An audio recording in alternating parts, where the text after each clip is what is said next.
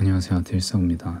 오늘은 상위권, 최상위권이 지금 시점에서, 그러니까 수능을 몇 주 안 남긴 상황에서 어떤 마인드를 가져야 되는지 이런 얘기를 해볼게요. 먼저 제가 생각하는 최상위권이라 하면 문과든 이과든 안정적으로 전과목 고정 1등급을 받아내는 사람을 얘기합니다. 상위권은 고정 1까지는 아니더라도 시험 보면 대부분의 과목에서 1등급 받는 정도라고 보시면 될 것 같고요. 문과 이과 차이도 당연히 있고 단권 선택에 따라 달라지겠지만 최상위권의 기준이 대충 이 정도다 하고 넘어가세요. 오늘 영상에서 구분이 중요한 건 아니니까요. 잡소리는 여기까지 하고 본격적으로 얘기해 보겠습니다. 여러분은 블랙스완이라는 말을 들어보셨나요? 유럽인들은 호주에서 검은색 백조를 처음 발견하기 전까지는 모든 백조는 흰색이라고 생각했습니다. 호주에서의 발견 이후 블랙스완은 존재하지 않을 것이라고 생각하는 것이나 불가능하다고 인식된 상황이 실제 발생하는 것을 가리키는 표현으로 사용되었습니다. 그 후 나심 니콜레스 탈레브라는 투자 전문가가 더 블랙스완이라는 저서에서 블랙스완을 다음과 같이 정의하였습니다. 극단적으로 예외적이어서 발생 가능성이 없어 보이지만 혹은 전혀 예상하지도 못하지만 일단 발생하면 엄청난 충격과 파급 효과를 가져오는 사건. 수능에서의 블랙스완은 어떤 걸까요? 여러 가지가 있지만 많은 수험생들에게 충격을 줬던 두 가지 예시에 대해 말씀드릴게요. 첫 번째는 15수능 수학입니다. 2014년에 정말 많은 수학 인강 선생님들께서 수학은 29+1이다. 29문제를 맞추고 30번 버려서 안정적인 1등급을 받자 이렇게 많이들 말씀하셨습니다. 수험 사이트에서도 이런 말을 하던 분이 정말 많았고요. 지금은 거의 찾아볼 수 없지만 2014년까지만 해도 이런 슬로건이 정말 많이 보이던 해였습니다. 그런데 15수능 수학과형 1등급 컷이 몇 점이었죠? 100점이었습니다. 2015년부터 인강 강사들은 입 닫고 29+1에 대해서 얘기하지도 않았죠. 두 번째 사례는 19수능 국어입니다.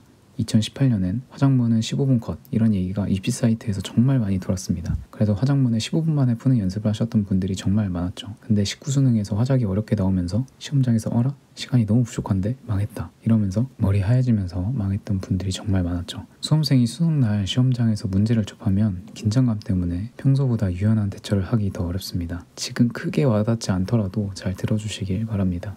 여튼 이런 케이스들을 대비하기 위해서 순수한 실력을 올리는 것도 물론 중요하지만 시험 자체에 대한 생각, 실전에서 어떻게 할 것인지에 대한 생각을 하는 것도 매우 중요합니다. 특히 지금 시점에서는 더욱 이런 생각들을 할 필요가 있고요. 상위권, 최상위권이 아니라면 블랙스완은 무시하고 공부하셔도 돼요. 근본적인 실력 자체를 올리는 게 더 도움이 되니까요. 하지만 상위권, 최상위권이라면 순수 실력을 올리는 것도 물론 중요하지만 블랙스완에 대한 준비가 필요합니다. 다시 말하면 시험 자체에 대한 준비가 필요하다는 겁니다. 국어를 예로 들면 문제 푸는 순서는 어떻게 할 건지, 화작이 굉장히 어렵고 문학이 보통이고 비문학이 쉬울 경우, 화작이 쉽고 문학이 보통이고 비문학이 매우 어렵고 등등 모든 상황을 가정하고 내가 실전에서 어떻게 반응할 것인지 시뮬레이션 할 필요가 있습니다. 물론 실전에서는 문제지를 받자마자 화작이 어떻고 문학이 어떻고 이런 건 알 수 없으니까 풀면서 화작에서 시간이 오래 걸렸네, 그럼 이런 식으로 시간 조절해야 되겠다, 이런 식으로 접근하게 되겠죠. 수학도 마찬가지로 시간 배분은 어떻게 할 것인지, 막히는 문제가 생기면 어떻게 할 건지, 넘어갔다가 다시 돌아올 건지, 계속 붙잡을 건지, 붙잡을 거면 몇 분 동안 더 붙잡을 건지, 시험 전반에 대한 예를 들면 다리 떠는 소리에 예민한데